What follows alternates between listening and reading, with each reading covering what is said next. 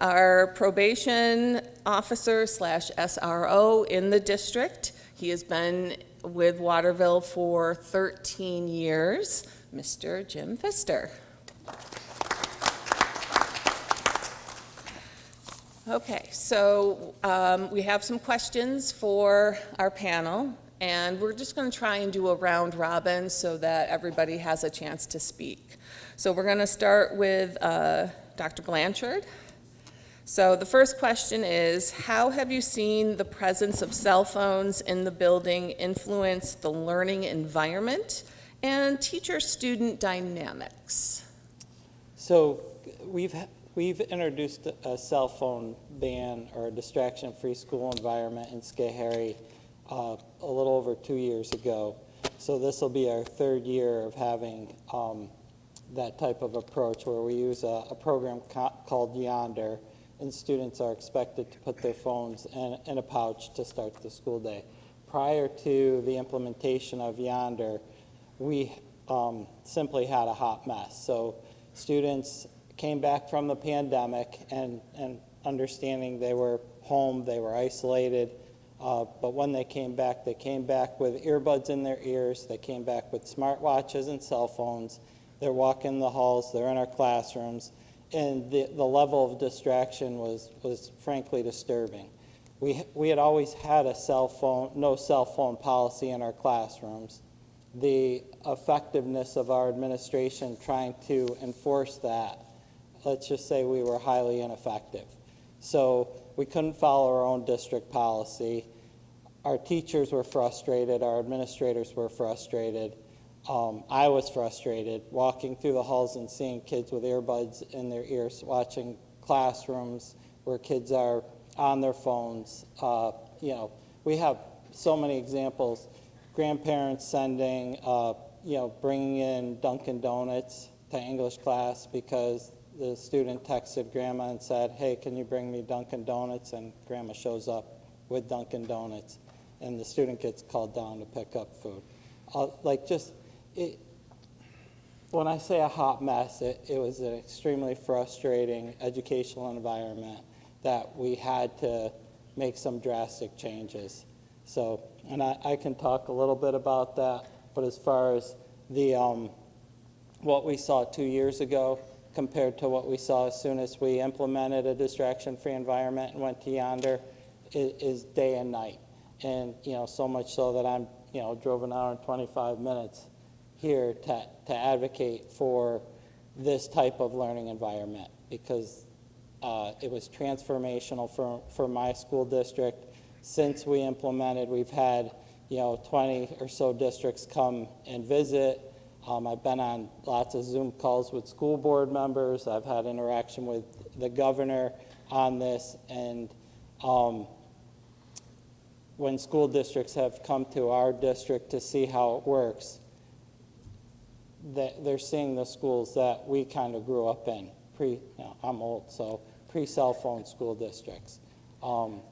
My school district now looks exactly like the district that it was, say, 20 or 30 years ago.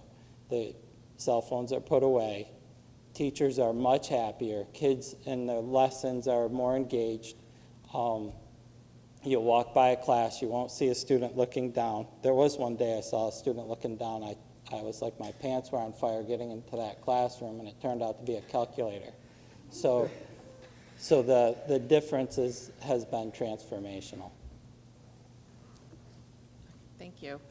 Can we ask Dr. Perry the roles cell phones play in increasing stress and anxiety among students? Alrighty. Feels strange to be on this stage, by the way. I'm usually out there watching this way. I had a chance to look at that question and a lot of the other ones that you had here, and they really kind of overlap. The cell phone situation, I let folks know as far as the cell phone or social media, I don't really have a political dog in the fight, and that's not why I'm here. But to let you know that there's, in my world, there's real biochemical changes that happen in the brain. So Youngsters are growing up, they're going through normal developmental changes as they're growing up.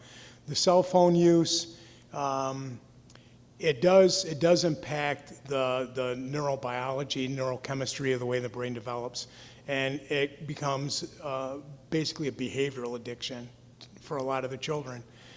It happens to adults too.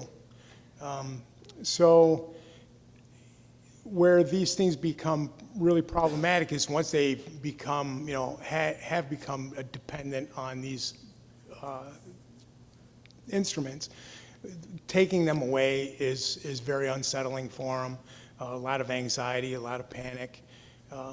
But it even goes beyond that, because a lot of the interactions that the youngsters have with the cell phones between each other, a lot of the conversations they have aren't very healthy. There is a lot of bullying. There's a lot of things that go on that put a lot of these kids on an emotional roller coaster. Very often they end up witnessing things that they maybe would not have without them. A lot of self-injurious behaviors, a lot of things that they pick up on there and they start acting on. So it really goes pretty deep. And then, here in New York and when I was up in Alaska, I mean, I've dealt with a lot of youngsters who have, again, it's impacted them in a lot of negative ways. That's not to say that they don't have their place, like anything else in moderation, I think, but, when somebody's using these more than 4 hours a day, they pretty much start associating that with a dependence issue for youngsters. So, I mean, I don't know how to make it sound good. And as a provider who, I've dealt with youngsters on an outpatient basis, inpatient basis, people in very acute care situations. And so often it goes back to cell phones and social media. So, if they can go to school in a healthy environment, try and feed their minds, I'm sure in the cafeteria, try to feed their body with healthy things. It just doesn't seem a real healthy thing to do, to have them with never being able to put these things down. So, my take on this is, just know that it does have a direct impact on the way the brain develops. And I don't find them to be really a healthy thing to be doing all day in school or anywhere else.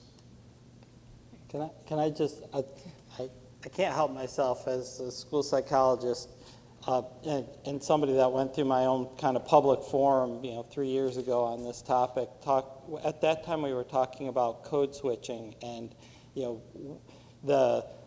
the cell phone itself being so addictive that, there's no way the teacher can hold the attention versus the number of notifications that come in at any moment in time during the school day.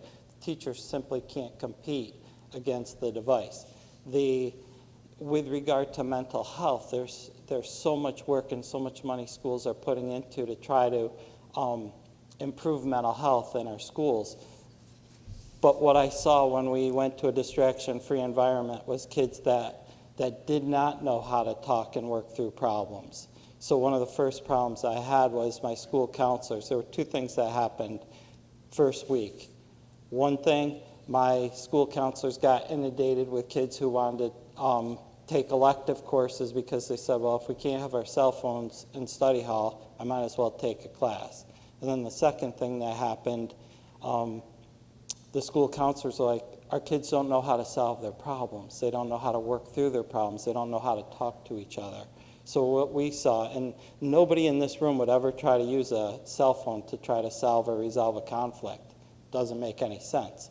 But our kids use their cell phones to try to resolve conflict or at least try to interact with each other socially and solve problems, and it's a terribly ineffective way to resolve a conflict. So our school counselors got inundated with kids trying to help them talk to each other, learn how to talk to each other, and work through problems. So, this whole the anxious generation, and we have, all these mental health issues, it's easy to see because at any moment in time, a student or you or I could get a notification on our phone that's going to cause us to be anxious, depressed, angry, frustrated, And so if on average kids are getting 200 to 230 notifications a day, imagine that affecting your mental health every time something comes in. Maybe it's mom was mad at me because I didn't do a chore, or maybe it's my friends aren't my friends anymore. The school's taking control of this. I'm helping kids work through it is like step 101 in trying to improve the mental health of our kids. Sorry, I digressed for No, a second. Thank you, thank you. So speaking of notifications, Mrs. Dodge, how do notifications and alerts on the cell phone influence their ability to be fully present during instruction? So yeah, it's a great segue into what I had to say. If you just think about yourself as an adult, if your cell phone vibrated right now, you'd probably have a hard time not looking at it.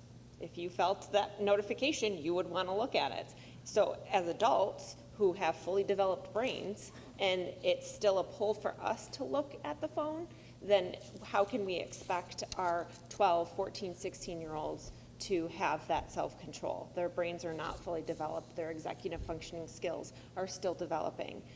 So if you take that perspective, but also I have a former colleague at Madison, Megan Barnes.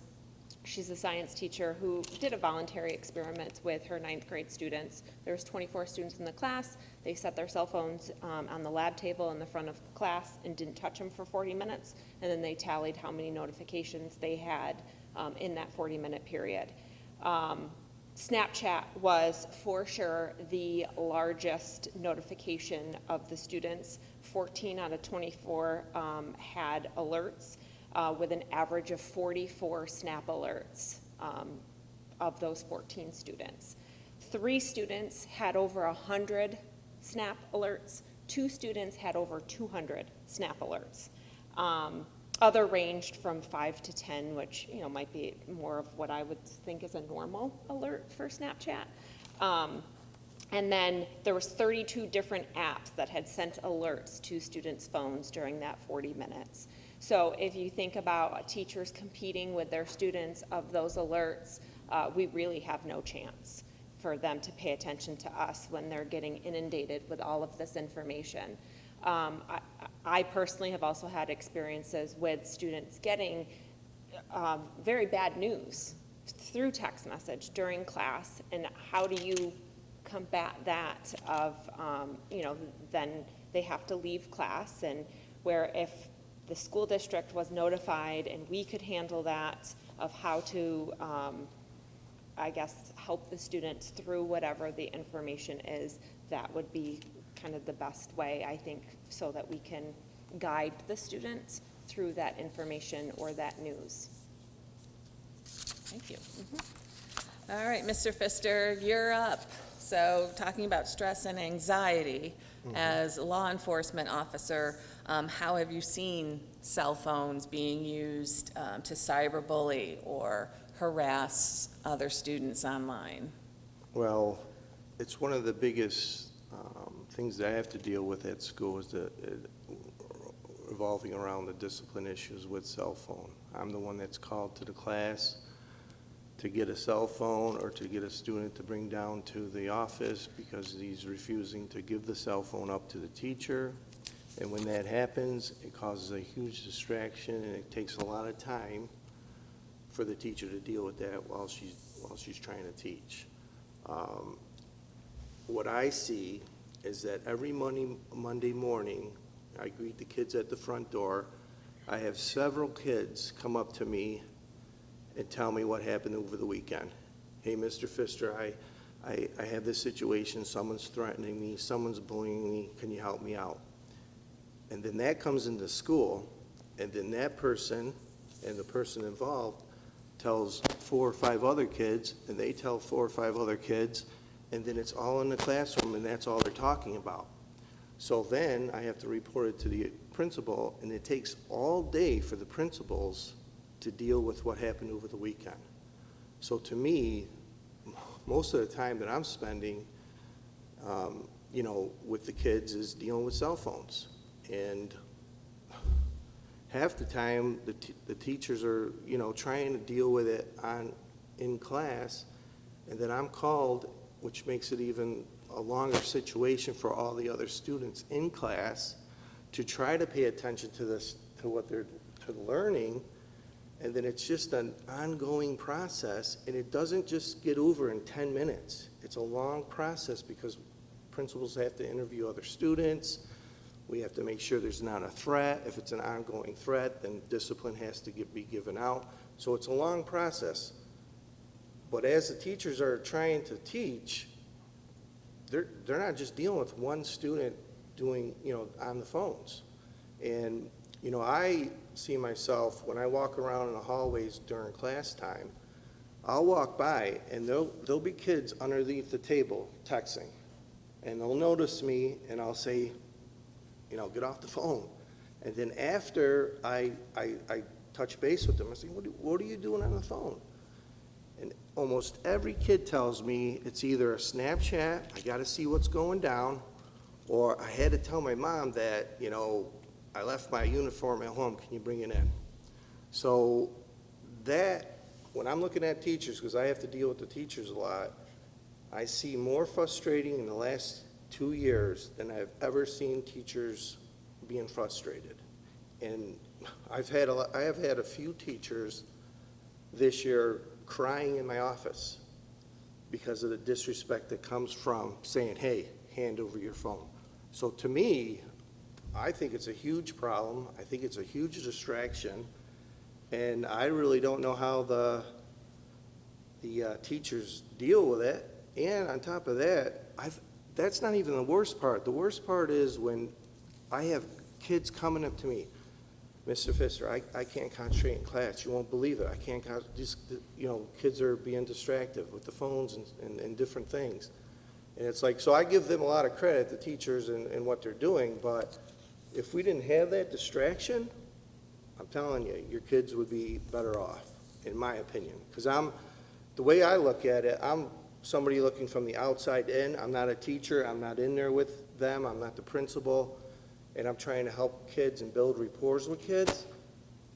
But I have kids that actually want to learn come to me, I'm telling you, every week. They tell me, I sit down with them at the lunch table, and they tell me the same story every time. And to me, I mean, I had 5 kids go through this school. I know the difference, and it's a huge distraction.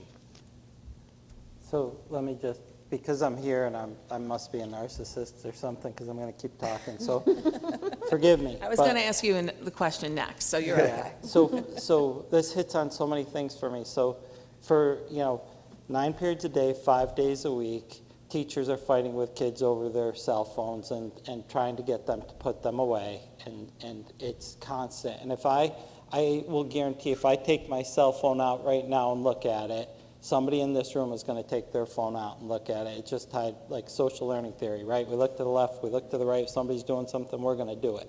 So it's really, one student gets a message at any point in time, they look at it, kids, everybody, it's just how we're built. So by putting the cell phones away, having a distraction-free environment where kids cannot have earbuds, cell phones, and smartwatches, there was nobody to Snapchat. There was nobody to message. There was nobody to send a text to. So it became very simple for us. Once we didn't know how easily and quickly this would turn around. So when I say hour one, day one, as soon as the phones and the earbuds and the smartwatches were taken away, our environment was transformed. And kids said to us, as we're talking to each other, we're realizing who our friends are. Kids think their friends are kids that live 3 counties away that they've never met before, but they have an online presence with them.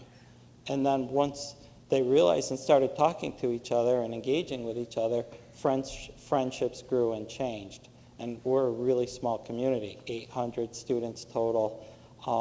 To think that kids weren't that well connected in such a small district was mind-blowing.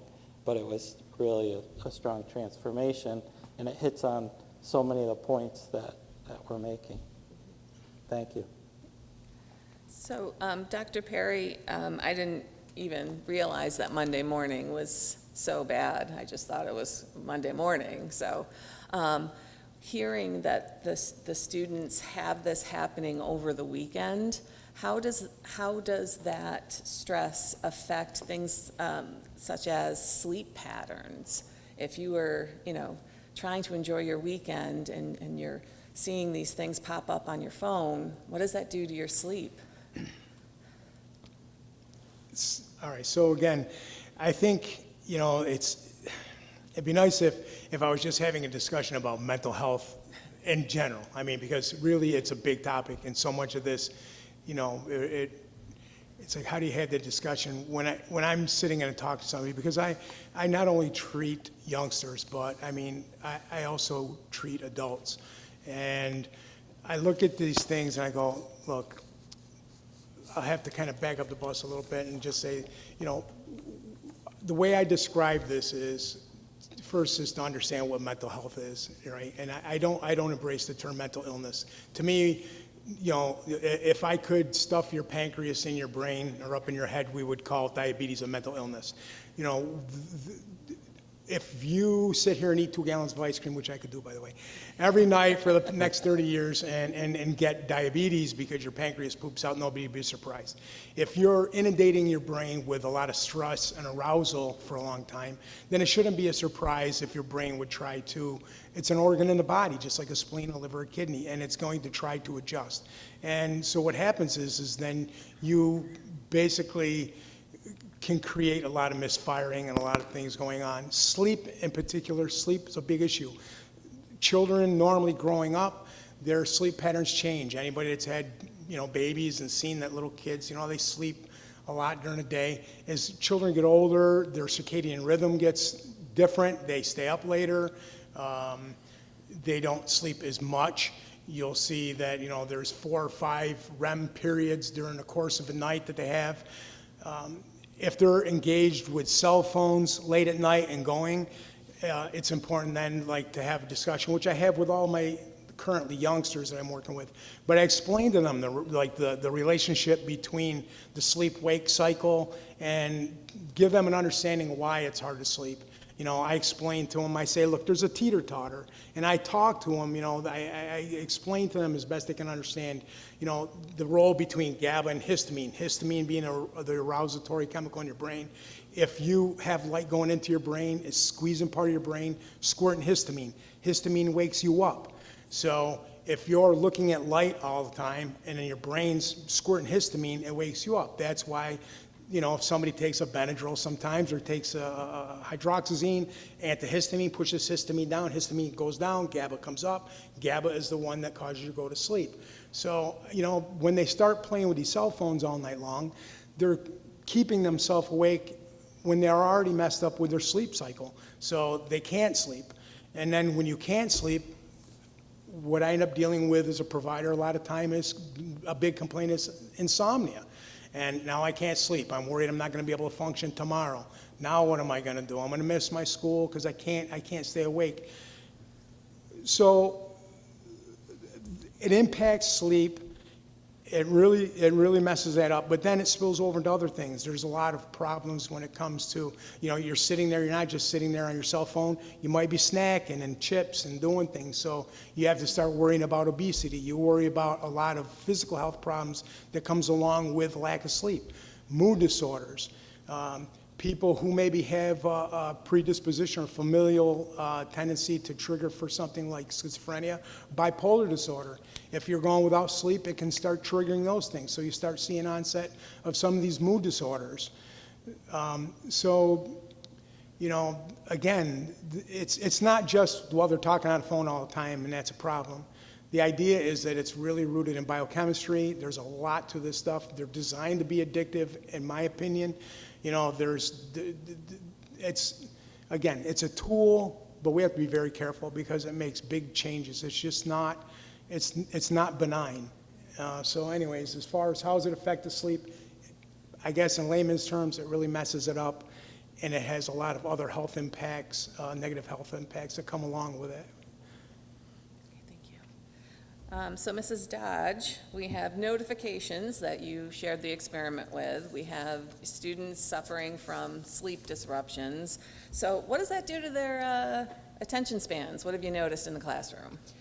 So the general rule for teachers is 10 minutes of instruction, 2 minutes of reviewing that instruction, because you really can't hold their attention much more than that 10 minutes. With the YouTube Shorts and TikToks and all the algorithms that companies have developed to pull you in and have that addiction, our attention span shrinks for children. So, I have to constantly be on 30 seconds to a minute of instruction and then repeating, and instruction and repeating, instead of having that nice 10 to 2 of being able to deliver the instruction and then go back. It's just a constant having to load them with stuff to keep their attention on you. We also have that pull of them to, if they don't want to get caught looking down, they'll leave to go to the bathroom. So then they're leaving for that 5 minutes, minute of instruction, and they're gone, and now I'm reviewing it, and they've missed the initial instruction because they've gone to the bathroom.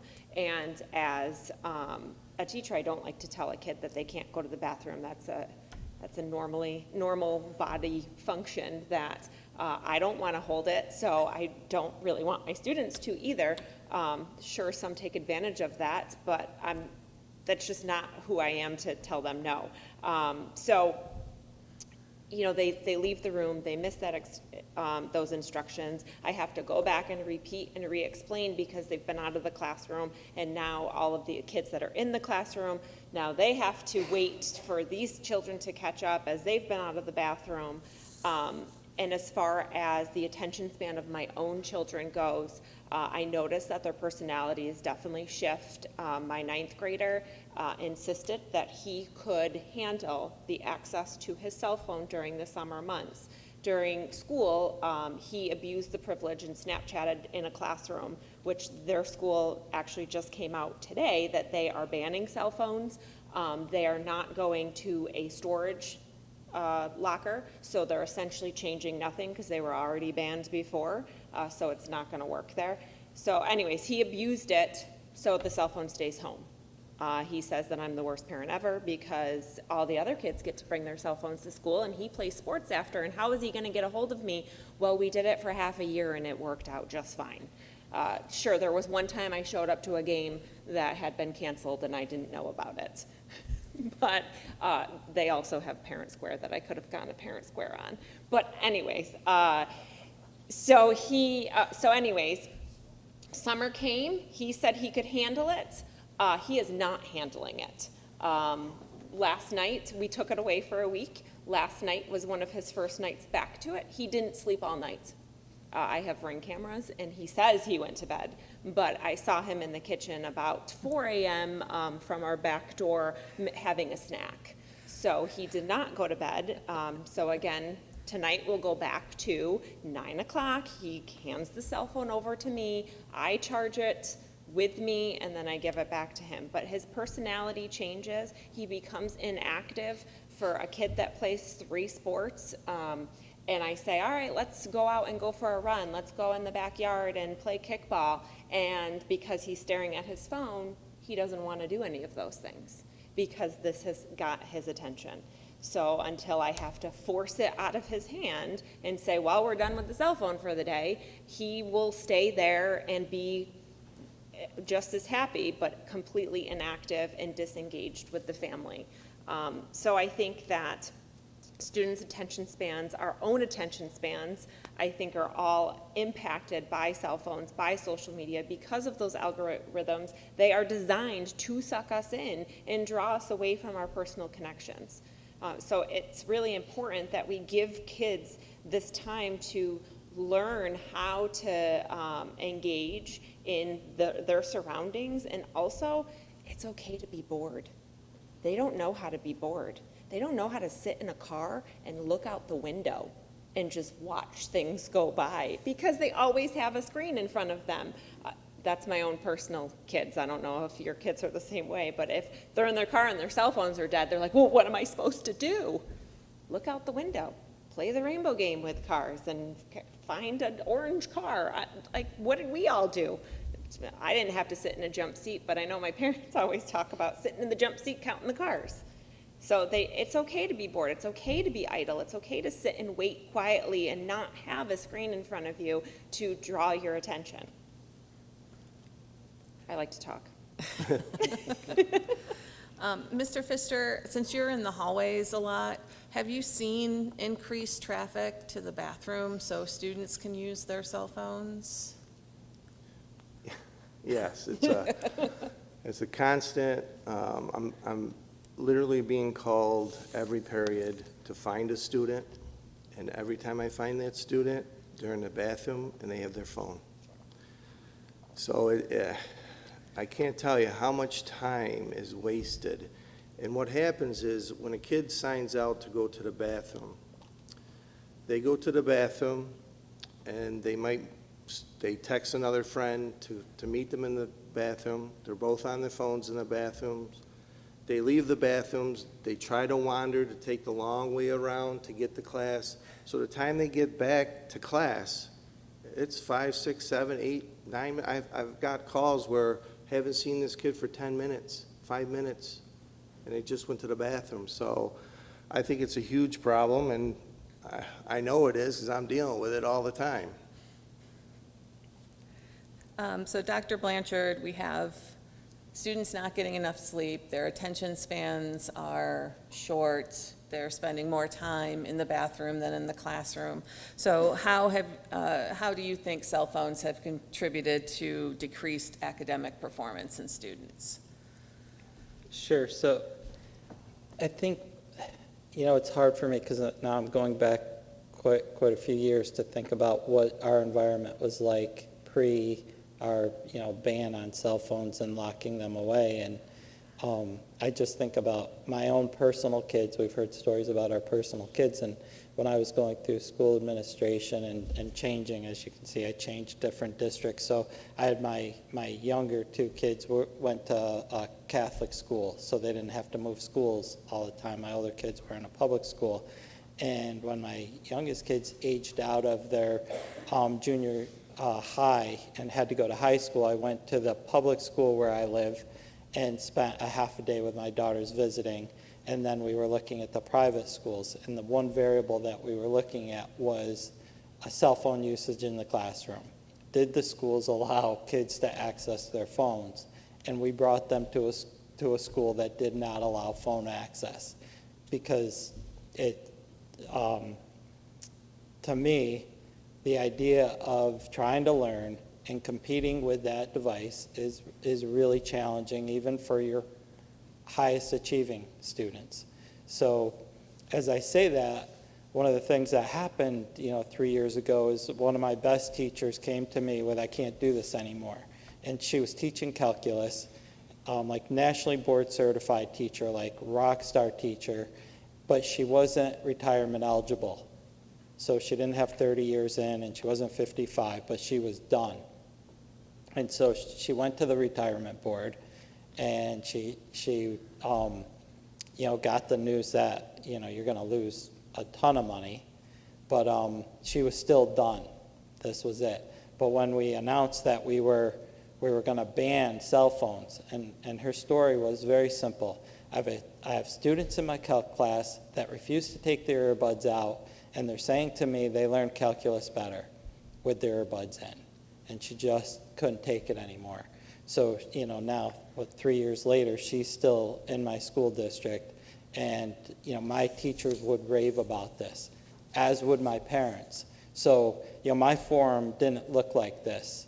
My forum was, a couple hundred people in essentially the same size district, just, beating me and the principal down for the concept that we were going to take cell phones and lock them away. And it was a 3-hour event, and people were, screaming at me, I have to pay the bill.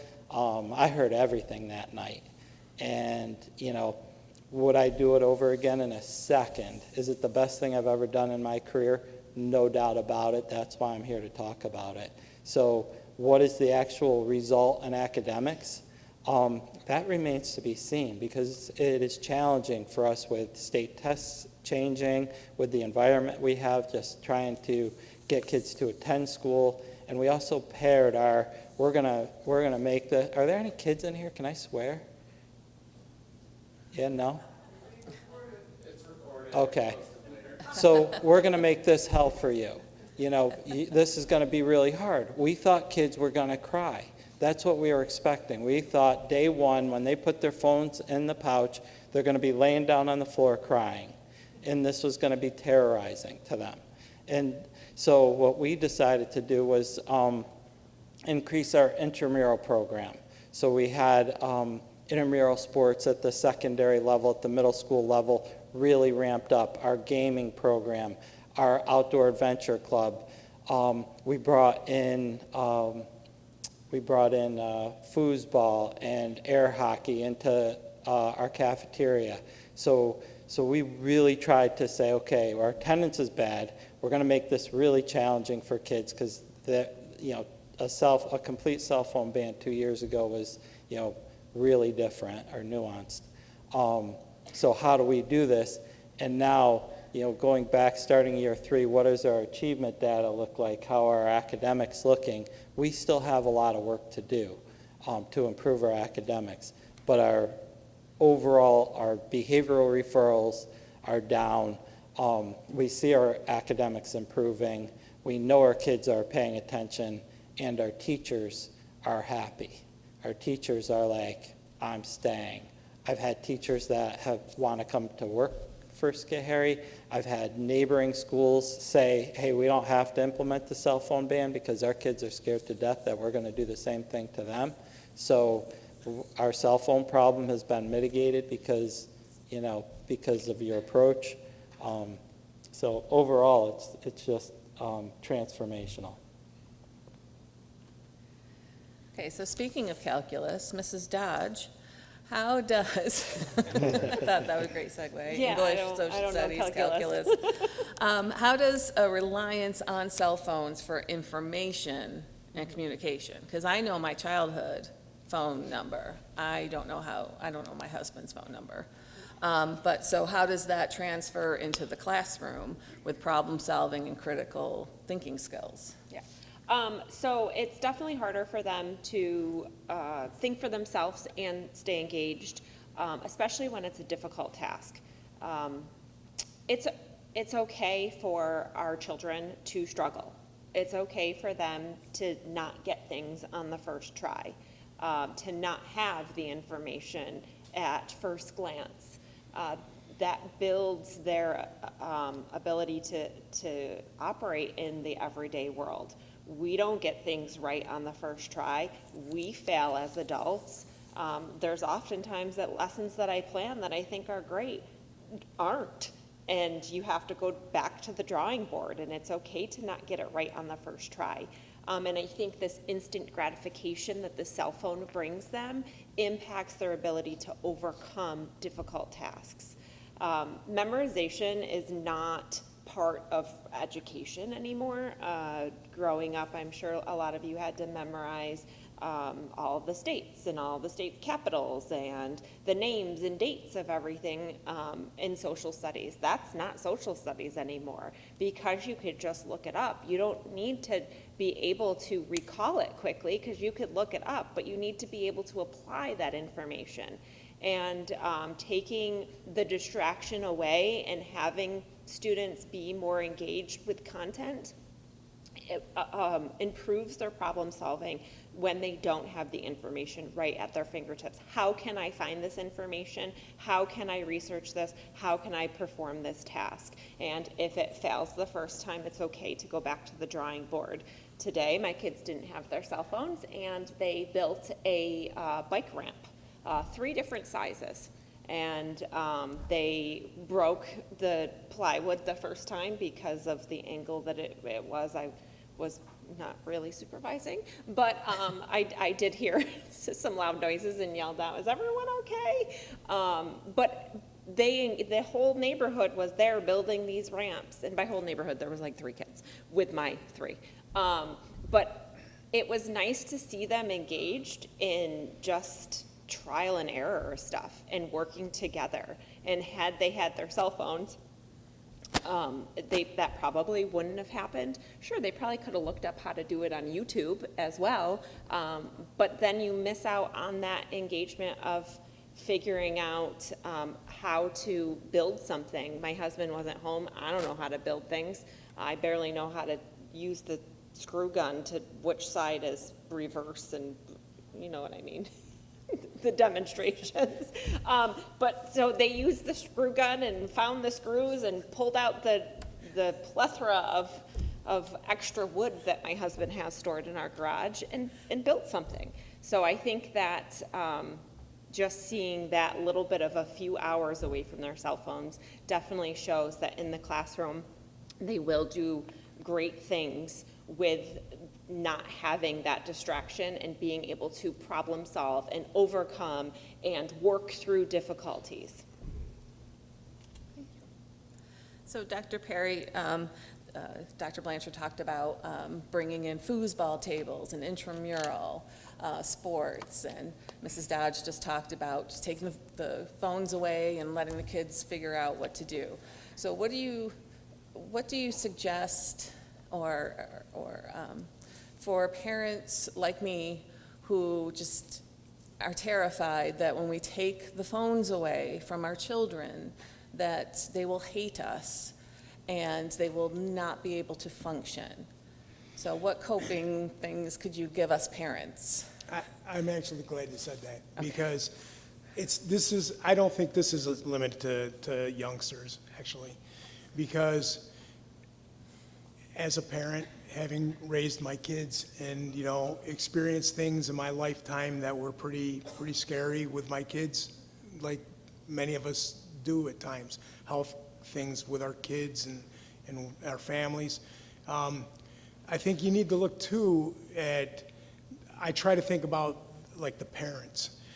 Some parents, like you said, I don't want to tell the kid no, they're going to scream, yell, they're going to raise all kinds of ruckus, and we're going to end up with fights and arguments, and it's just easier to just say, that's it, just take the cell phone. But then also there's parents who I think we have to be reasonable and understand that anxiety isn't limited to kids. And there's a lot of adults who have anxiety, and some of it's based in some real life experiences. So there are those parents, some, who do feel that they have to have that connection with their kid. And they know that I need to be able to reach that person when I need to reach that person.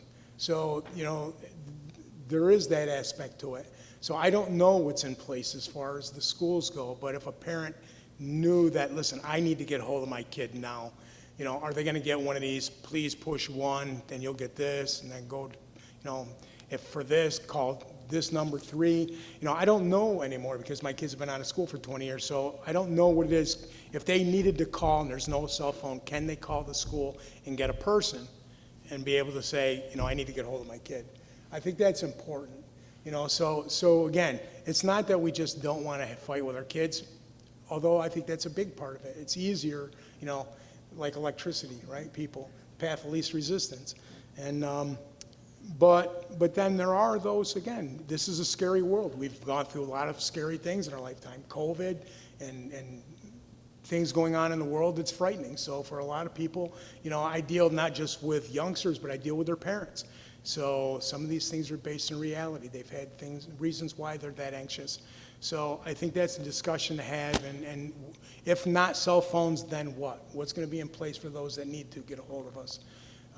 Or the kid who says, I need to call home like now, and know that that's something that we have to look at and have there if the cell phones aren't available. So as parents, I think there's a lot to be said for, getting back out and, going on a hike or building forts in the woods and getting on bicycles and, getting on any number of these little trout streams we got around here. Go out and actually know what it is to be alive and get away from these cell phones, because it's an altered reality. People fall into this trap and it's hard to get out of it. So, maybe it's the parents have to take the time there to, yeah, this might be difficult for you, but we're putting it down and we are going to go fishing. Or we are going to go run around the woods somewhere. Let's go out and I weld bad, but let's go weld something together. being a parent again, you know, getting involved with your kids. I think, you know, when I think back too, and some of the young adults that I've dealt with over the past few years, you know, that's been something that young adults tell me, is that they didn't have a lot of positive adult role models in their lives doing things. So it's been going on for a long time. It isn't just the cell phones. But I think it's really kind of come to a head with all of this in the social media. So let me just ask a couple questions. Do kids here have Chromebooks? Yes. So kids have Chromebooks. Do your classrooms have IP phones, internet? Yeah. Yeah. So Yeah, schools landlines. now have, every student has a Chromebook. Parents can message your kids on those Chromebooks if they would so choose. And our parents, I'm sure, do message their kids during the school day on the Chromebook. The IP phones all call out, so schools look a lot different nowadays with the technology that's in each classroom. But this idea that parents need to connect with kids, I think back to, as parents, you sent your kids as 5-year-olds in kindergarten and trusted us to keep them safe, and you knew how then to communicate with us. So the idea that 9th, 10th, 11th, 12th graders need cell phones and you need to connect with them, you know, throughout the day in order to either keep them safe or to make them healthy, that's not the reality that we found. The reality that we found was by removing cell phones, we helped parents to control cell phones at home. So once you institute a ban and carry it through, it becomes so much easier as parents to then say, no, the phone goes away, we're doing this, oh, we're going on a hike. So year one of the first things, one of my teachers came back and we were at Proctor's in Schenectady, and I don't know if any of you know Proctor's in Schenectady, but in essence, it's a music hall, and there were 8 or 9 different school districts in Proctor's. So our chorus kids were there. There's like 30 of them. Chorus teacher came back to me and said, you wouldn't believe what I saw. And I'm like, what'd you see? Our 30 kids never took their phones out. Now, they didn't have them in pouches. If kids go off campus, their phones are not locked away. So she's like, Dave, I watched all the other school districts. Kids are on their phones the whole time. Our kids have learned how not to be on their phones, when it's appropriate, when it's not. I was at a BOCES program today. Our middle school kids needed some summer school, unfortunately, and there were 8 of them there, and they invited us to see their end of the year projects. And so our 8 Schoharie kids, I went with the principal, and they're showing off their project, and maybe it's because the superintendent and the principal were there, but their phones weren't locked away. BOCES didn't have that requirement. None of our kids had their phones out. But as I looked around that classroom, what did I see? I saw kids doing all sorts of crazy stuff on their phones. So this, not only do I get thank you from parents, like, for making their lives easier, it's real and it can't be missed. It took, a very short time to get kids to understand the appropriate time and place to pull out their cell phones, and school's not it. So, I just think that we make so much out of this, but once we did it, I alluded to kids kicking, screaming, crying, laying on the floor. It never happened. They put their phones away, and that was it. That was the rule. Okay, we're going to comply. It's over. And I never got another parent phone call after we implemented. All the phone calls, all the parent concerns came beforehand. Once we implemented, 0, I could go on about this all day. So, Mr. Pfister, as the law enforcement in the building, what would you say? I mean, it's a legit concern. What do you say to our parents who, what if there is an emergency and I need to contact my child?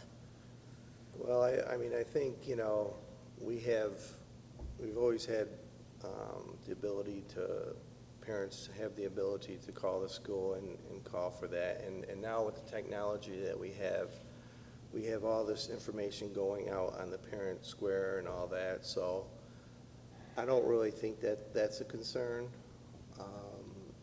I just think, you know, there's, like, the kids know information before I know it sometimes because it's on Parent Square or something like that. So I think the communication is, I mean, maybe some parents might not agree with this, but I work in the office. I see them, you know, trying to be right on top of things and answering parents' phone calls and trying to be diligent with that. So I don't know if that's really a concern I see, but.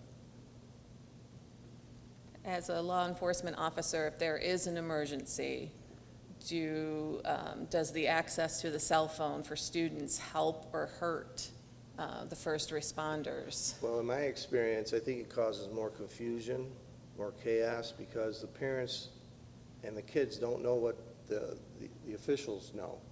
We're the ones with the information. So if a parent, you know, kids spread rumors all the time, so they don't know the right information. So you have to have the trust in the school, and they have the information. They know what's going on. So it's tough for a parent to hold back and not be concerned and not want to make that phone call. But the trust is in bringing that kid for 6-7 hours a day, you know, and you got to let the school do their job. And I think when all those phone calls come in and out, it's just going to cause more confusion and more chaos to letting the school figure out the problem or the emergency. And I think the local law enforcement that is prepared for the knowledge of the school and how to respond Right. to a crisis at the school. I think New York State is ahead of the game with our law enforcement of how they've prepared. So your training as Right. a first responder, and Waterville has done a good job to train us of what to do. Right. So yes, it's trust the school, but it's also trust that our law enforcement is very well trained to make sure that they're keeping our school safe. And we're all working together. We all know the school. Every officer that's in this area working, whether it's the sheriffs or the troopers, they have access to the school. I'm in contact with them all the time, so it's a good mix of working together. Dr. Blanchard, did you have anything to add? I'm I sure do, you've but I'm heard trying that. not to, I'm trying to bite my tongue. But here's what we were told.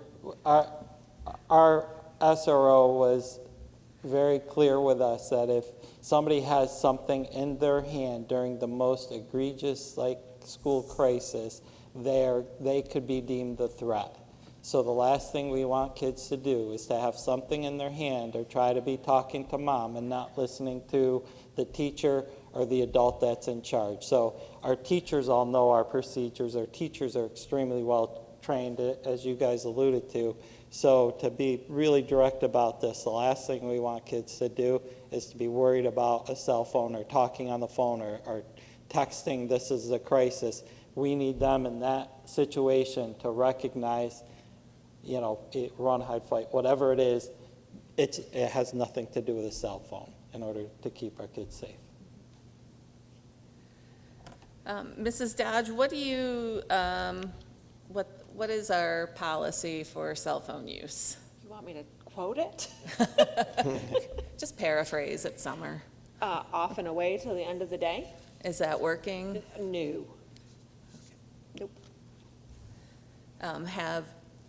Have disciplinary consequences been applied to students who've used their cell phones or Maybe had here- Mr. Pfister? Maybe here and there, but not consistently. And I know that it's not good practice of me to not follow policy, but I'll be honest, I do not follow the policy because it takes away so much of my instructional time with the students that are engaged in the content that I don't want to get in an altercation with a student over their cell phone and have to pause my lesson and call Mr. Pfister to come down and get the child, to get the cell phone or remove the child.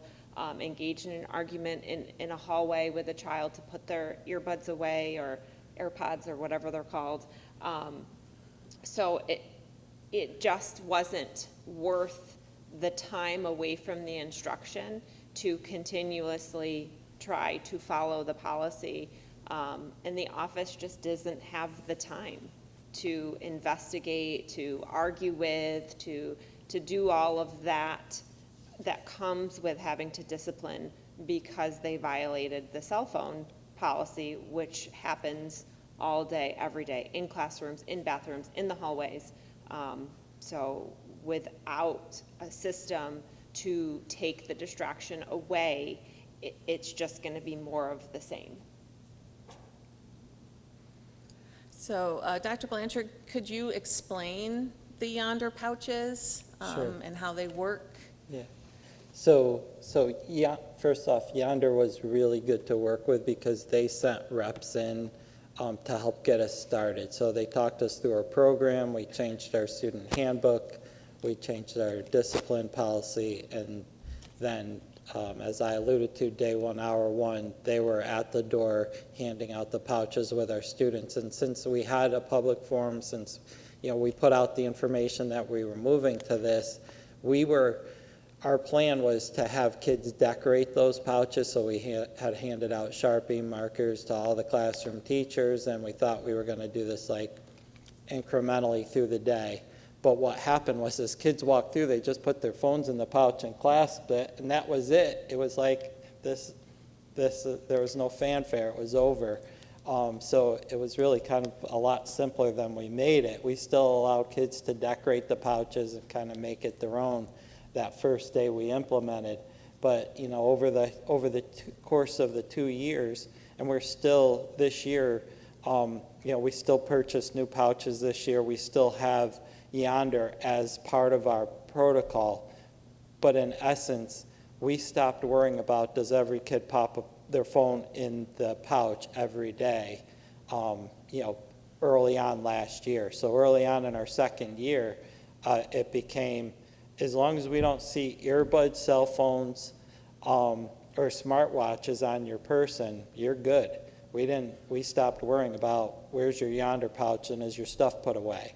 So we went from, okay, phone is off and in the pouch, and earbuds and smartwatch are off and in the pouch, to, okay, we don't have our problem ended.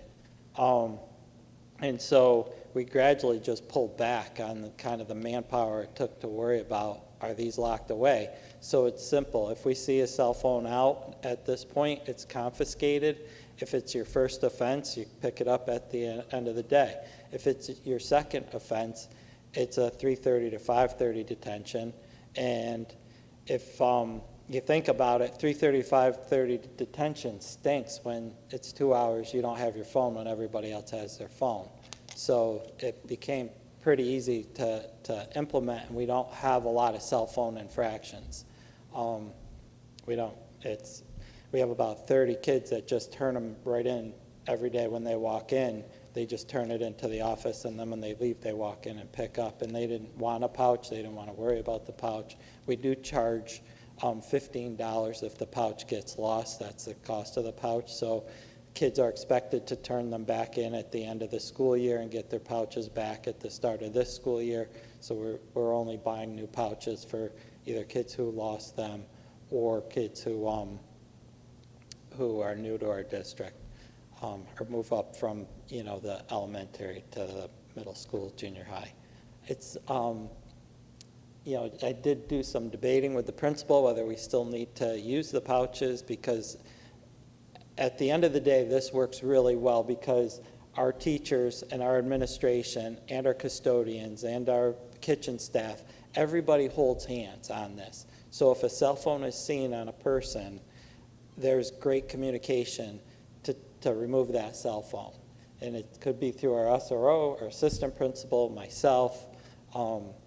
So it's been highly effective, but I said it earlier, it's a game changer, but I think you have to have something like Yonder to make it happen, to get it to start. You know, that first year and kind of making sure we were tight was what was really important, and that our teachers held hands on it, and we really did. It was a full out, we're all in this together and working together, and it was highly effective. Another question that parents have, we do have students with medical issues, and they do depend on their phone for alerts. What does Yonder do for those students? So the students who have like a medical issue, and a lot, like a diabetic student in particular, we have a few diabetic students, and we monitor their insulin through their phone, and they have a Velcro pouch. So Yonder has a Velcro pouch that works very well. And that was a concern initially, but not a concern once we moved through the program. And the other, we did have parents that were concerned or were anxious about their children throughout the day, and had systems set up to check in with them on their cell phone, like at lunch, you having an okay day. And we just had to work that through our guidance department. So a child with more severe anxiety wants to connect with mom, you go down, see your school counselor, go down to the guidance office, call mom, check in. It's really no big deal. Another argument that I see, I'll direct this to Mrs. Dodge, is, now, in your opinion, and I'm sorry to put you on the spot like this, but should staff be allowed to use their cell phones during class time? So to me, this isn't a simple yes or no question. Obviously, when I'm giving instruction, if my cell phone is out, I'm not practicing when I'm preaching. So to me, that's not acceptable. But we also use our cell phones to communicate about students during the day. Being a special ed teacher, I do have students with needs that if they're transitioning from one class to another and they had a bad day, I might get a text about, hey, keep an eye out for this. To me, that's more of a private conversation than having to go to the phone, listen, and you try not to do it, but as you're on the phone, and you just naturally look at whoever the person is talking about. So I think that it keeps it a little more confidential, and sometimes it's quicker to get through text than logging in and getting into my email.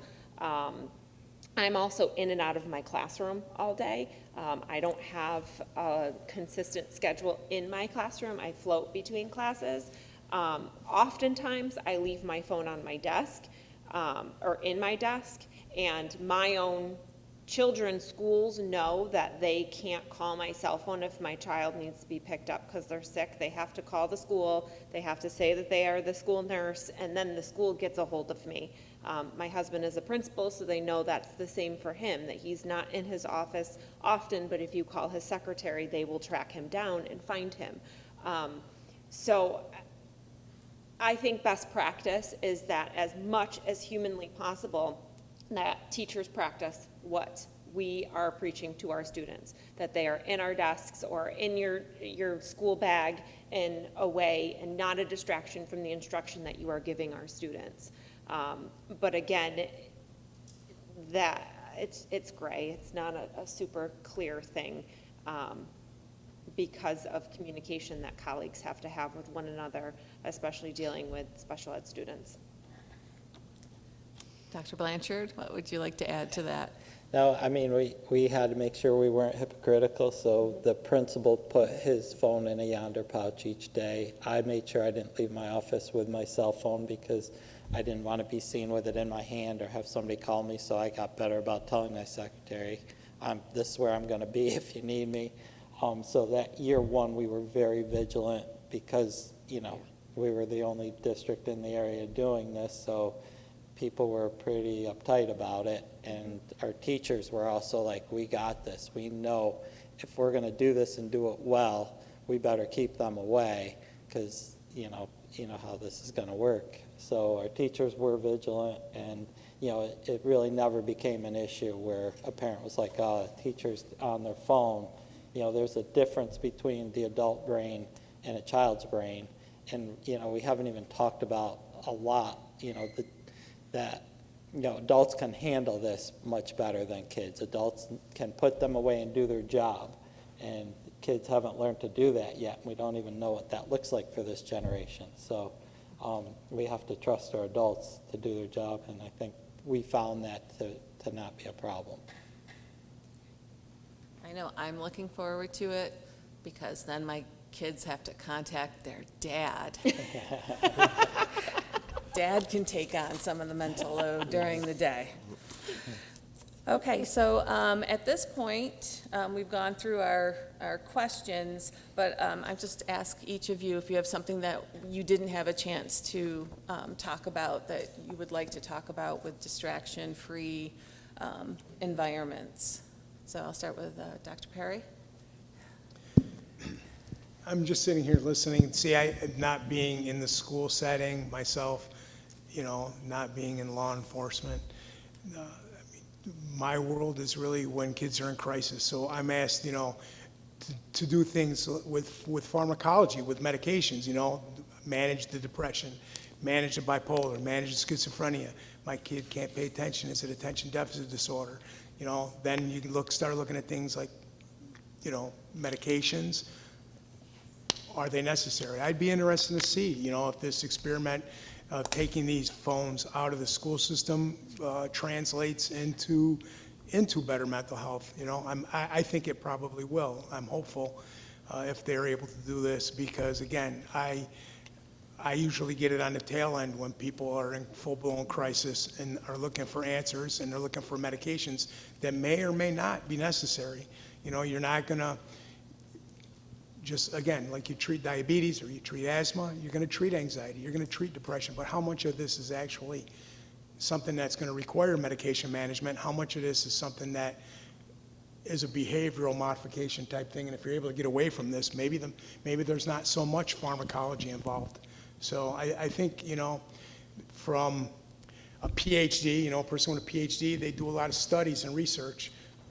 Me and my clinical practice, I'm more like the mechanic. I'm hands-on, and when you're dealing with these things, a lot of these aha moments come up, and then you share it with your PhD people who then research these things. This is kind of the other way around. It's going to be interesting to see if they can, you know, if we can get away from the cell phone use, see how it translates to the mental health of the youngsters that I deal with. So, you know, I'm hopeful for that. I'm also hopeful. Yeah, I mean, I hope to see kids participating more, not just in the classroom, but all around school community. You know, I think that COVID really,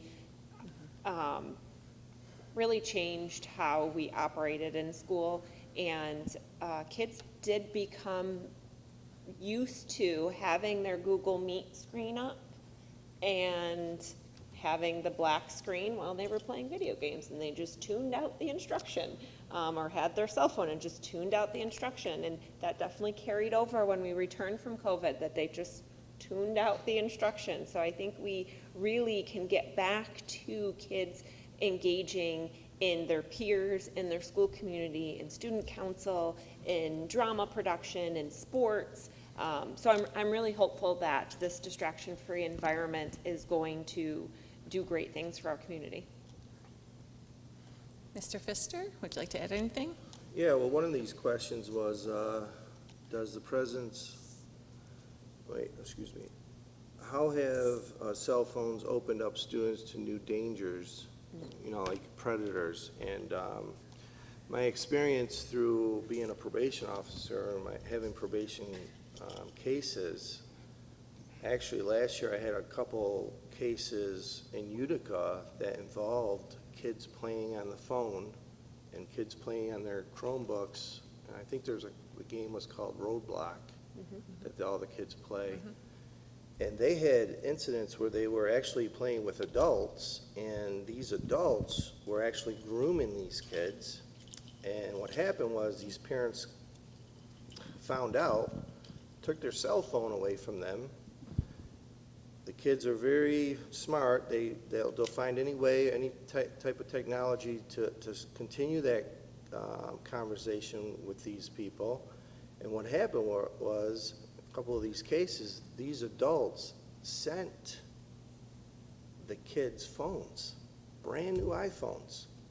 And they were actually grooming these kids. And actually, I had a few kids that I had to place in OCF custody because we were so afraid that, the behaviors got really bad because they weren't allowed to have a phone.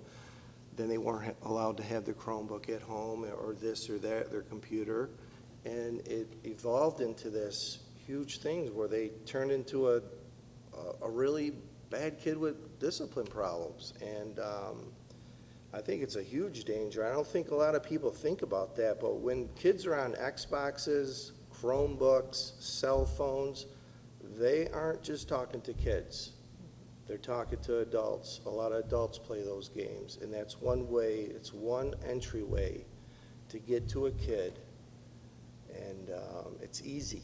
And kids are very gullible, like everybody's been saying on this panel. Their brains haven't developed yet, so when they're getting attention and that adult on the other side is agreeing with them, they're going to agree with them, not the parents. So I've seen that actually personally. I had a couple cases last year that dealt with the same thing. So there's a lot out there. And the thing that I see is that I try to tell the kids at lunchtime, because they're on their Chromebooks during lunch, and they're playing that game. And I sit down there and I try to educate them that, you got to be careful who you're playing with, and just to let them know that it's not always just their buddies playing those games. So to me, I think that danger is, I've seen it with my own eyes, how bad that could be going down that road for that kid. And that's something that during that time ruins that family, because the kid isn't listening to the parents anymore, and they'll do anything to get that technology. So I want to piggyback off of that too. Having the cell phones in school, a 15-second clip in a locker room or in a bathroom Right. that in the background has that's, something yeah. that they weren't intentionally trying to catch, but they did, and then they sent it to somebody, and now we're talking child pornography. That can ruin Yeah. somebody's life, And that's too. the thing that we deal with a lot of people don't understand this, that a lot of that, we're dealing, I know I'm dealing with a lot of now 4th, 5th, 6th, 7th, 8th graders, 9th graders. When cell phones first came around, the data phones, it was always seniors, 11th graders, Mr. Pfister, please help me. I sent my picture to my boyfriend. He sent it to everybody, and now it's all over the school. Can you help me? Can you get it back? And now I see we're dealing with 4th, 5th, and 6th, 7th graders that are seeing very inappropriate things that adults shouldn't be looking at, and that warps their brain into thinking that behavior is normal. And I don't want to go into all the cases I have with probation, how inappropriate things, some of the charges are, but the cell phone, especially during school time, is nothing but a distraction. And I see it, and that's what I'm dealing with. And I see that I've worked with several principals in this district, and that's what we're dealing with the most. So that's that on that. Dr. Blanchard, would you like to add? Sure. I think that's a great point, because we really didn't tap into the dark web and what kids are exposed to. It's almost like we ignored it for some reason, but we know kids are exposed to way more things than we would ever imagine. And as parents, you think that's not your kid, but we try to look at their screens every day, see what they're on, but they are so much more sophisticated than we are as to the workarounds.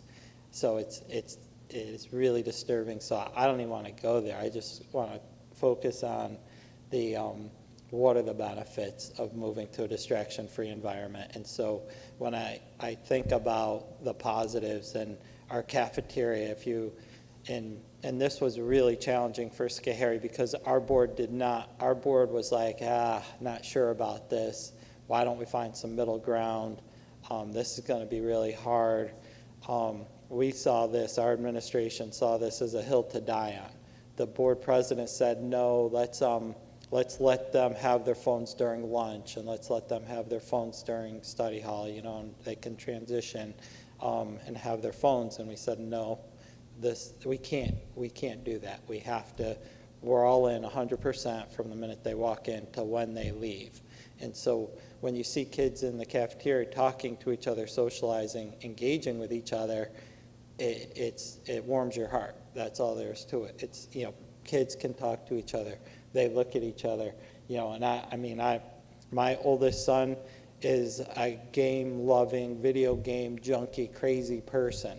Like, he was always addicted to video games, but he's 30 years old now, and I'm very thankful that he, didn't grow up in this generation where phones were, so addictive in school, because his personality, and he's a fourth-year anesthesia resident, and he talks to me about, Dad, the video game. So when I'm on the monitors, man, it's like a video game to me. Like, I'm ramped up and I can focus, and I'm like, okay, but the idea here, that's a human life, man. This isn't a video game.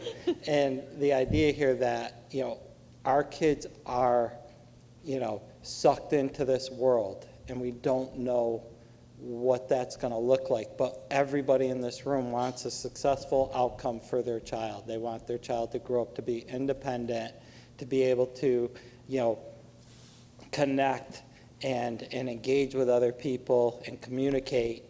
And cell phones allow a certain type of communication, but they don't allow this. They don't allow you to look at somebody in the eye, have direct dialogue, and understand the nuance of conversation. They do just the opposite. They hinder that type of experience. So seeing this in Schoharie was one thing, but when Waterville, kind of a very small city, kind of higher needs district implemented and came back and said, Dave's results were duplicated in Waterville. And then Bethlehem, which is a very affluent, much larger school district than the capital district, came back and said, we all need to be doing this. We have the same results that Schoharie had and that Waterville had. This is having a complete ban is very good for kids and very effective. So that's our experience. So I don't think it's as challenging as we make it out to be. It's just different. I don't know that other CNY school districts are jumping on this bandwagon yet. So Waterville could really be at the forefront of this and be the model to other schools around us that this is good for kids. And look at the success that we have, just as you were out in the capital region. So Dr. Blanchard, what would you say was the greatest consequence result of the distraction-free environment? Yeah, we have happier students, happier staff. So, and it's my staff. Every time we have guests come to look at our program and see what it looks like, I say to the group of people that come, you can talk to any student that you pass, ask them. You can talk to any staff member. So we run the same program, get there, at 8 o'clock in the morning. When our students come in, greet the students.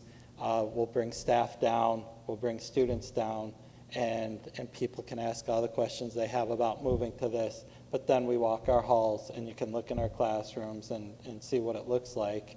But as we move through that process, I don't care who you talk to. You can talk to anybody you want. So it's just, a very healthy type of environment. What a great idea, people learning to talk to each other again. Yeah. Okay, speaking of talking to each other, now is the time for audience participation. So if you have a question for our panel, could you please raise your hand and is that Ms. Hanson will come and give you the microphone. I have a question. I don't need a microphone though. Can you explain actually what the pouch looks like, how it works, what it does, what makes it special, the mechanics of it? There's nothing special about it. And in fact, like, a kid could cut it, like, if there was a severe event, they could get out their phone if they wanted to. We did put, because it's the magnet that clasps the pouch is like a magnet that if you purchase clothing and they have those tags on them and you need the high-powered magnet, that's what it is. That's what separates it. So people would say, well, our kids can separate it and get their phone out. We're like, if their phone comes out, it's a disciplinary consequence. So, and again, when there's nobody else to talk to, the motivation to take your phone out, became negligible. But the pouch is just a vinyl pouch. It's just a real simple thing. Yeah. I should have brought one, but I don't know what I was thinking. What was the name of the company again? Yonder.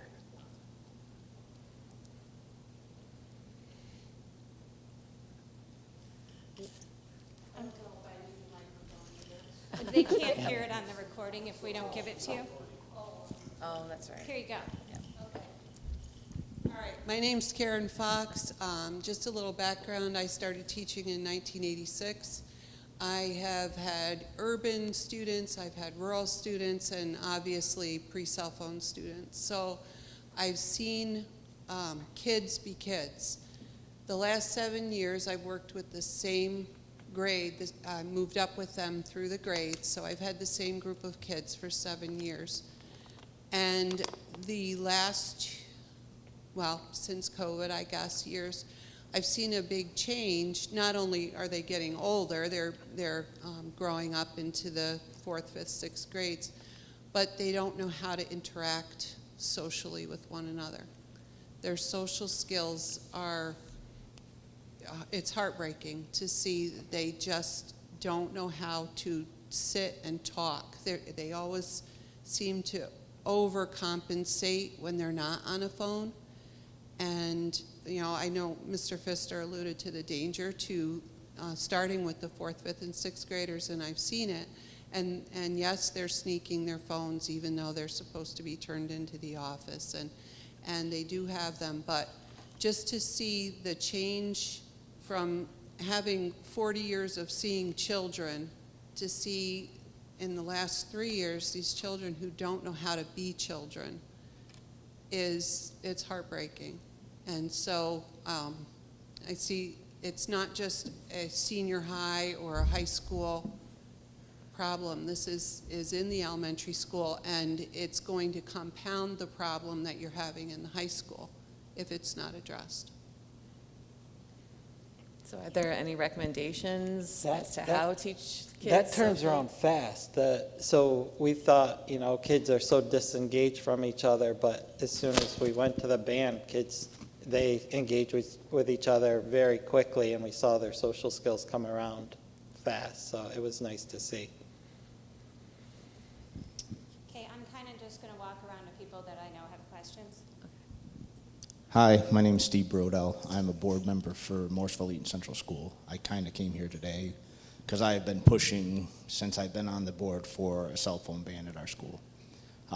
The problem that we have had is we have a cell phone policy, but much like Waterville, our teachers have a lack of, I don't want to say the word support, but funding to be able to take care of the disciplinary actions. So my question for Dr. Blanchard is, actually I have a couple, but the first one is, you mentioned that first offense is a verbal warning, second offense is 2 to 3 detention. What if there is a third offense? Right, so 3:30 to 5:30 detention is the second offense, and then the third offense would be the parent would have to come in and pick up the cell phone, and you possibly would get an in-school suspension at that point. Did you ever have to go that far? Mm-hmm. Okay. Yeah.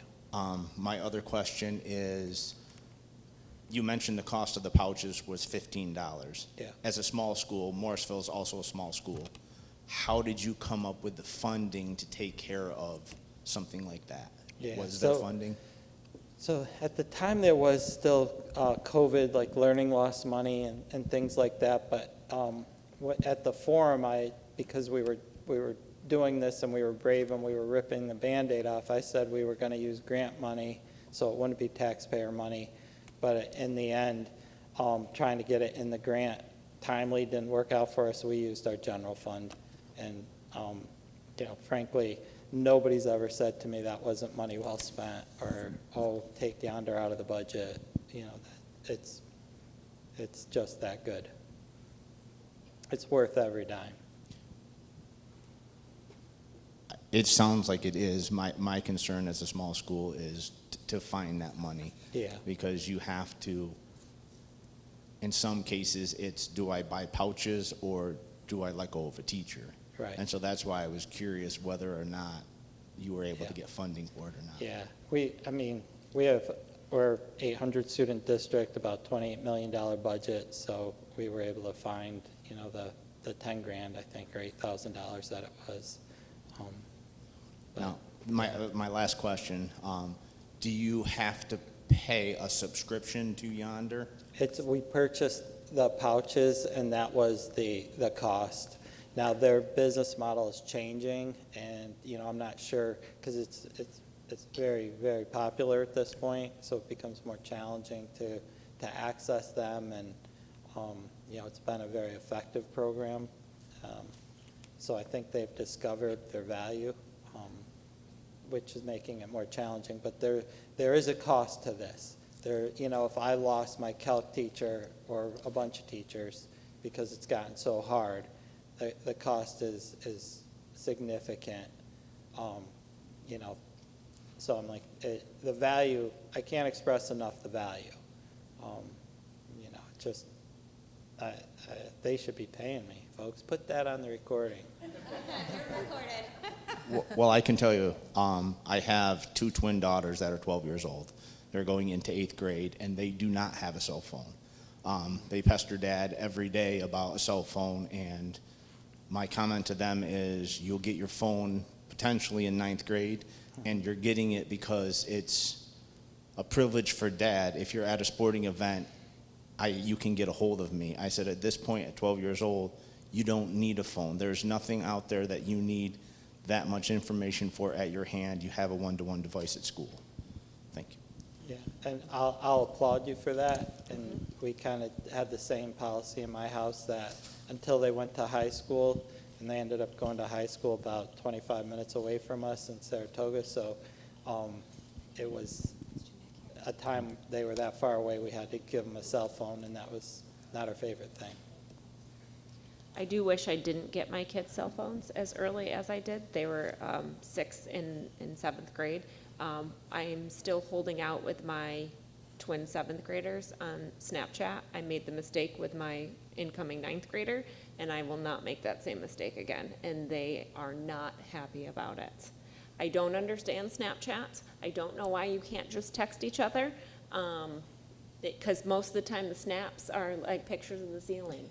Because there's a progression, apparently, that if you don't really know the person, then you don't put your face on it. And then if you kind of know them, you put a little bit of your face on it. And then if you really know them and like them, you send your whole face. I don't get it, but the whole Snapchat world, hold out as long as you can. My name is Debbie Nicotera. I'm a teacher here at Waterville. I had a comment and then a question. So I experienced the Yonder pouches for the first time 3 years ago. It was right before the pandemic when I went to see a comedian out in Buffalo, and they asked everyone to put their cell phones in these Yonder pouches. And if you looked around at the crowd going into Shea Stadium, they were like texting like they were never going to see the person again. Like, oh, I have to put my phone away. And they had these little stations where you could unlock if you needed to. But it was surprisingly really fun to just be totally present for that comedian. So that was my comment about it. It was my first experience. I thought it was great. But my question is, I had the opportunity to cover so lucky, for a middle school lunch duty. And currently, the students in middle school are not allowed to have their cell phones, even during lunch. The high school kids could. But what I noticed was these kids are lining up their Chromebooks like all in a row, and they're gaming and like watching YouTube during lunch. And I thought, wow, they found a way around the cell phone thing. So what do you see as, I think this is a problem. Screen time is screen time, and again, we're taking away from that socialization. I love the idea of bringing in foosball tables, and I know kids are really into like table tennis now, but what do we think about Chromebooks during lunch? Chromebooks are on our network, and we can control what they have access to, and we can control what games are on there. We can control everything on a Chromebook is under our network, under our control, and our IT guys will ramp up or ramp down the controls based upon what we're seeing. So that issue doesn't concern me. If we were to see it where it was a problem, if we were to see where kids are not engaged with each other, not socializing, and they're gaming during the school day, we would just use our controls.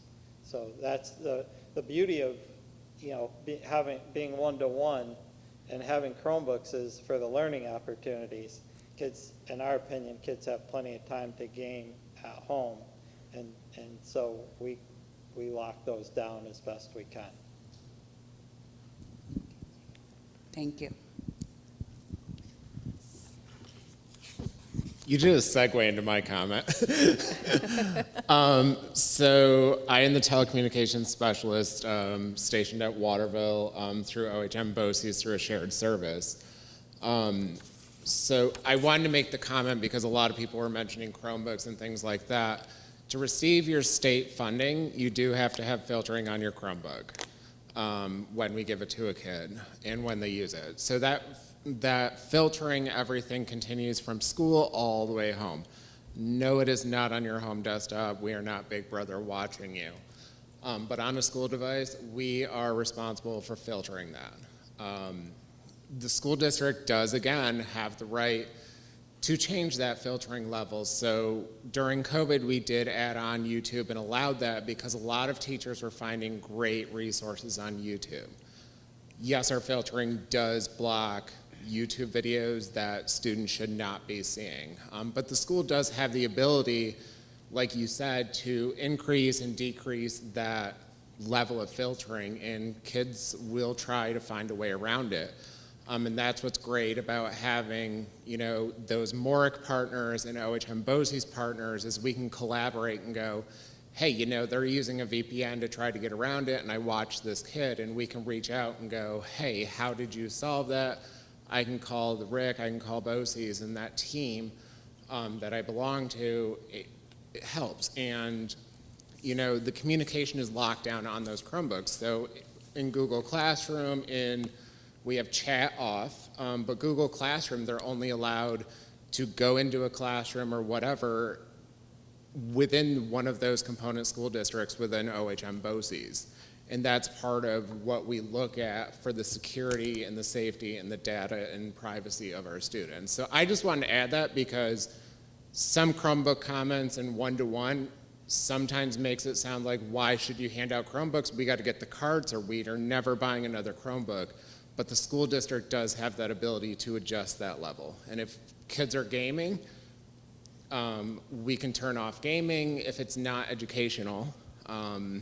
And we'll be releasing a new product to teachers very soon to replace GoGuardian, so teachers hold on to that, which gives you the ability to see finite what your kids in your classes are viewing even more at a website level. So we will be launching more information about that, but I did want to add that comment because I didn't want, let's confiscate all the Chromebooks and never hand another one out.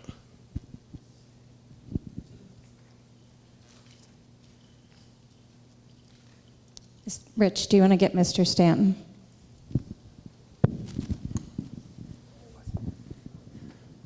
I have a couple questions. I'm Steve Stanton, one of the 6 board members sitting here. Very excited about this. The first question is, as you've seen the benefits from being distraction-free, have you considered the educational learning opportunities that you could weave into curriculum to help students take these behaviors outside of school? Yeah, so I think the district is really poised to start looking at AI, and we know the benefit of AI. We're, in fact, our teachers union president is going to a national conference on AI and integrating technology into our district, and coming back opening day to present to our full faculty. And who better than the teacher union president to take the forefront on this and how to use technology better for learning. So we're excited about that. Let me clarify. That's good, but Okay, maybe I missed the question. no, you didn't. So we've been talking about, and we understand that even if this works well, we're only influencing the school day, and that children are still going to go home to whatever environment they come to us from, and we know how important it is for them to get nutrition, good night's sleep, be in a positive environment, how that still impacts learning and their development. So are there any opportunities to weave like some of the discussion we've had tonight into health class as an example? You know, I think back to when I was in school, you learned in school about things like drug use, nicotine, drinking. Didn't stop everyone from doing bad behaviors, but it influenced some people. And for those kids that don't have a positive environment, how can we equip them to make better decisions outside of school? So I think we have it tied into our SEL curriculum at the secondary level. So I think we already, in my district, we've already done that. So our school counselors push in, and they have our SEL program. I think a lot of this is tackled with how we're trying to address mental health concerns. But I feel very strongly that the fact that we have this ban has affected kids when they leave our school. Like, I think it when you can go without it all day and nothing bad happens to you, when you're going to your sports practice, you're not on your phone. When you're in choir music, you're not on your phone. When we created, and we've worked hard, like, I'll digress a bit, but we took the mindset of, if our FFA kids can go to national convention and leave for a week, why can't we take a group of kids on a hike? Or why can't we take we took kids to a fish hatchery one day, and then on another day we went with DEC and stocked ponds. And so we're just looking for doing this a bit differently, but trying to improve the overall experience kids have, and their learning experience is becoming more enjoyable. So not just you're going to learn to read, write, and do math, but you're going to have to do that well. You're going to be in good standing, and here's all the other opportunities that are going to come to you. Great. SEL stands for social emotional learning for parents that don't know all of our acronyms. I don't even know them all. Last question. So you are not afraid of taking a stand. Have you considered using Yonder in things like music concerts and making people in the auditorium do what Mrs. Nicotera had to do at the comedy show? Because I'll say, as a parent of, well, it used to be 3 kids, I just had a senior graduate in the district, I am constantly appalled at our inability to be respectful to our kids at things like music, award ceremonies, even sports. And if we can even have some influence, we're not going to change hearts and minds of everybody, I get it, but if we can have some positive influence and set the right example, I think we have an obligation to try to do that because the kids are watching everything. This will change that. So to that end, I don't have that concern. So when I go to a Schoharie concert or when I go to the musical, I don't see what you're saying. I don't see parents or people on their phones. I think it's, you know, I've never even thought of it. And my tolerance for nonsense is really small. So like that would frustrate me if people aren't paying attention to, you know, but I think given the stance we took at the time we took it, probably set the tone. You know, let's face it, this was a brave thing to do, you know, a few years ago. It's a brave thing to do now. And just, you know, whatever, 2-3 weeks ago, you know, I was meeting with the governor to talk about this and, you know, in her first forum on this. And so, you know, statewide, she's looking at this initiative to create mentally healthier school environments. And she wasn't using distraction-free language. You know, she stole that from me, and I put it on record, she did, and she gives me credit for it too. When she's talking about this issue across the state, she's talking about now a distraction-free environment. And you know, what I'm selling is real. Like this really happened, you know, and it was transformational.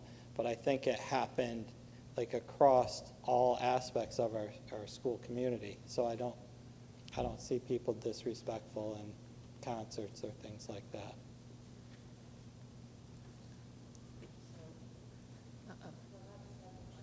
So, my name is Trish, I'm the district superintendent of Oasis BOCES. And this question might go to our good doctor, it might also go to Dave. When you did the transition at Schoharie, were there any resources provided to parents to recognize maybe symptoms of withdrawal in their children or how to navigate that if children really were starting to struggle? Because I could imagine that some probably were. So did you do that, and are there resources that you're aware of? So I think I'll go to you, and then if you have any ideas for that, that would be great.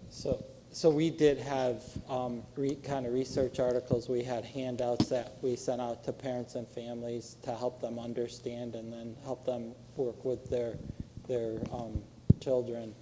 The information that was out there, you know, 2+ years ago, was you know, not as vast as it is right now. Right now, there's a ton of research to say, you know, this is bad and how to help your kids through it. But we didn't see the withdrawal, like, you know, okay, I can't have my phone throughout the school day. I'm going to have some kind of withdrawal. Not an issue. Not like I said, we didn't see the kicking and screaming that we expected, and we didn't see like any type of withdrawal. It's, you know, yeah. Anyone? Would you like to add anything, Dr. Perry? I have to apologize. I didn't hear very well what the question was. Just, are there resources parents can go to so that if children are really dealing with addiction to smartphone technology and the social media, that if they start to struggle, so they're coming home from school and they're all over the place with moods, parents might not recognize what that is and how to manage that. So are there resources available for parents, and can you give some recommendations? Yeah, I have to admit, because I'm more of a, say, a frontline provider in dealing with kids more, at this point at least, in acute crisis. I mean, I was at the VA and I've worked outpatient places to inpatient. But I'm not sure what resources they have out there right now. I do know, though, that, you know, mental health is a hot button issue now and has been for quite a while. I know that the state has allocated a lot of money towards mental health. So it's, you know, it's on the forefront at this point, and they recognize it. So I think that, you know, getting the message out about the harm that the social media poses. I think most families kind of recognize it, that this isn't going really well. And, you know, initiatives like this, I think, almost gives parents some advocacy and trying to take a stronger stand in it, so they don't have to kind of go it alone. You know, generally speaking, when it gets to the point where it's affected a youngster's mental health to the point where I become involved, then in my role, I do an awful lot of patient teaching, a lot of education as a provider. I don't know what is out there currently, though. It's a great question. I don't know. Trish, I think I was looking at the New York State Association of School Psychologists and the National Association of School Psychologists for resources and to see, you know, how advanced they are with regard to getting information out. And then also the Association for School Counselors were places that I started looking, and somebody said squirrel and I got distracted, so. Yeah. No problem. Trish and I go way back, so I can say squirrel to her and she knows. So a light kind of went off in my head there for a minute, though. I was thinking back to when my kids were in school in the DARE program, you know, and they talked about those type of issues with the DARE program. I don't know, maybe that should be included in that kind of curriculum as well, if they still do it. I mean,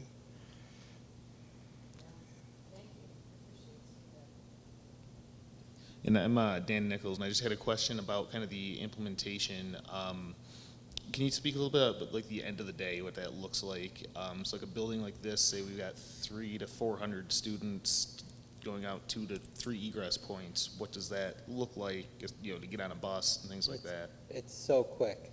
That hit your pouch down, it open as you walk past. We have a table smaller than this, but a table at the exit. And they walk past that table, there's a magnet here and a magnet here, and they can walk on each side of it, it opens and they walk out. So really, really quick. Not anything to even, like, we thought this is gonna slow things down. We initially had 2 points of entrance. We thought it's gonna be slow having kids come in, and none of that was true. It happened really quickly. Chicopee told us it would, you know, and it was a 1,000-student high school. So when we went and saw them with their implementation, we're like, well, this place is huge compared to us. We only have 450 kids. You know, how do they do this with 1,000 kids? But it happened so quick, we were like, wait a second, they got to have a whole bunch of entrants, like, you know, and it was fast. My other fellow board member, Ken Boone here, had a question about like after hours. Let's say like at night, a kid has in their backpack, goes home, forgets that it's locked. Is there like a way, like an exterior post to scan on, or like what does that look like? Or is it just wait till the next day? Honestly, I haven't seen that yet. Oh. They don't forget that. Yeah. I actually had the same question when this was first brought up. I said, there's no way we could possibly get kids in the building that quickly and out. I didn't understand the whole system. I was like, this is never going to work. It's a gimmicky. And then I sat through a meeting with the Yonder representative, and his explanation sold me. And, you know, he showed us what the pouch looked like. He explained it, the resources that were available to the district once we engaged with the program. And I was hook, line, and sinker. It seems, and, you know, hearing it in practice of how easy it is and the way he explained it, I was like, well, that sounds like it's super simple. So I think that it really, I mean, it's proven to work. Yeah, So it's easy. And Mr. Pfister, you are the one that releases the buses at the end of the day? Yeah, so Mr. Pfister, I've witnessed it. He will stand in the hallway, you know, and if a kid is struggling with a lot of books to bring home, he'll hold the buses, and then when the kids leave, he's the one that waves the buses along, so. All right, well, Dan got me to talk anyways. Again, my name is Ken Boone. I'm a board member. Also have 2 children in the district, one in the middle school and one still in the elementary, 6th grade. But little with my background, I am a deputy fire chief with the village of Waterville. Also, I am a paramedic of multiple years, as well with a past law enforcement. So I'm looking on the emergency side. heaven forbid, there is a emergency where we have to send our kids home early from school. Let's just leave it at emergency situation. Kids have to exit the school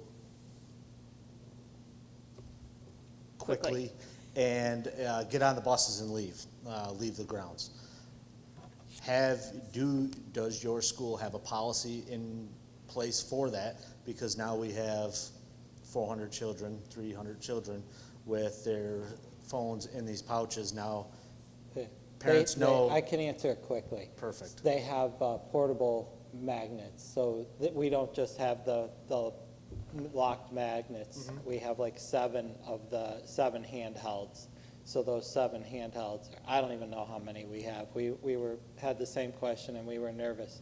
So we bought a bunch of handheld magnets so that we could unlock the pouches, you know, in the event of a situation, real easy. So you bring it on the bus and then We would, that's, whatever as the- they leave, Make we- make You never arrangements know. as it happens. Yeah. you never know what the necessary. situation is. So it's not like the children or the family members has to come back to the school that No. evening to unlock them. Yeah. There, we No, could set up a place no. at a church or a That's right. intermittent location to unlock said Those between the hours magnets of would such go and where such. the kids are gonna go. Perfect.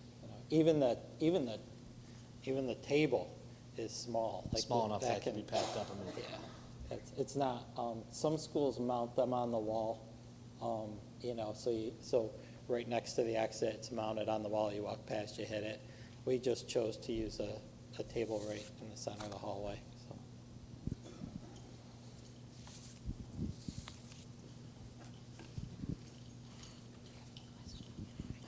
So on behalf of the Waterville Central School District, we just greatly thank each one of you for being our panelists tonight, for really enlightening us about your experience with cell phones in schools and the impact, the negative impact they make.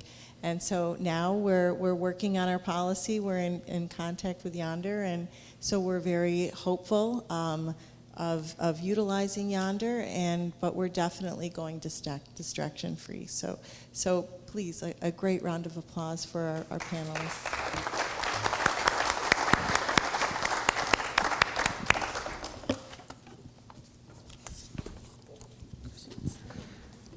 All right, and thank you to the Board of Ed for giving up even more time tonight to listen to our panelists.